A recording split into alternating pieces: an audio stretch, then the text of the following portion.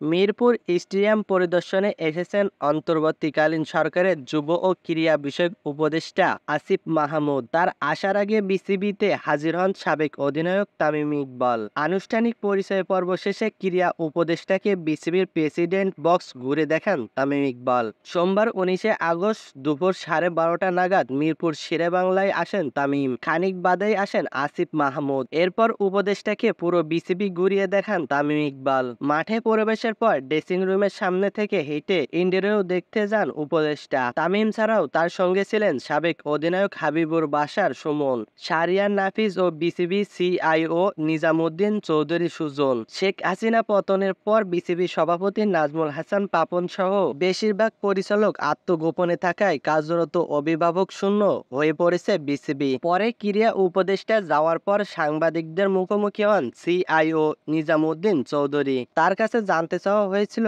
তামিমের ভূমিকা সম্পর্কে, যার উত্তরে সুজন বলেছেন, শুধু তামিম নয়, কারোর সঙ্গে আলাদা করে কথা বলা হয়নি উপদেষ্টা মহোদয়ের। তবে ঠিক কোন ভূমিকায় তামিম ওনাদের ঘুরিয়ে দেখানোর সেটা বলতে পারবো না। আগে থেকে যোগাযোগ ছিল, সে কারণেই সঙ্গে ছিল আর কি। ক্রীড়া উপদেষ্টার ব্যক্তিগত প্রেস সেক্রেটারি মাহফুজ আলম জানান, বিসিবির অবকাঠামো ও সুযোগ সুবিধা পরিদর্শন কর্মকর্তাদের সঙ্গে মত বিনিময়ের জন্য বিসিবিতে এসেছেন আসিফ মাহমুদ, সজীব ভুঁইয়া।